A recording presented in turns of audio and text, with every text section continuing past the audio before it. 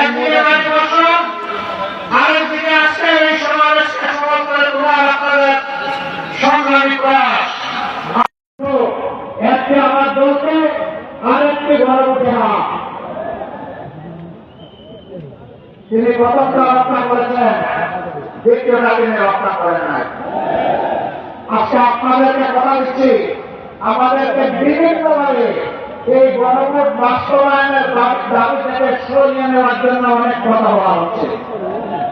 পরিষ্কার কথা, আমরা জাতির সাথে বেইমানি করতে পারব না। জাতিকে আমরা কথা দিয়েছি, লড়াই আমরা করে যাব, গণভোট বাস্তবায়নের দায়িত্ব করবো ইনশাআল্লাহ। এর থেকে একটু পরিমাণ আমরা পাব।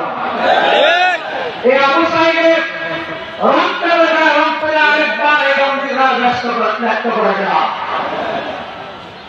আমাদের দ্বিতীয় কথা, কৃষ্ণাই অঞ্চলের মানুষের দুঃখ। আমরা নির্বাচনের আগে বলেছিলাম, আমরা নির্বাচিত হয়ে সরকার গঠনের সুযোগ পেলে কৃষ্ণার অঞ্চলে কোটাল মেরে প্রথমেই বাংলাদেশের উন্নয়নের যাত্রা শুরু করব।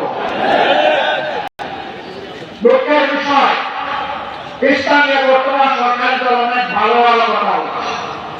আর নির্বাচনের আগে জাগো বাহিরে কৃষ্ণা বাঁচাও এই আন্দোলন করেছে, কিন্তু কৃষ্ণা নিয়ে বাজেটে 10 টাকারও কোনো অ্যালোকেশন নেই।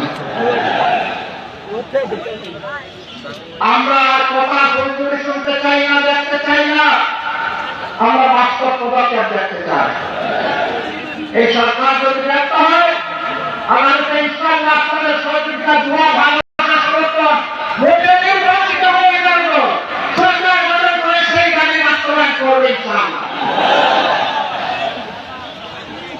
বিশ্ববিদ্যালয় এলাকার যে সীমান্তের সুস্থ দিকে প্রতিবেশী ভারত সরকার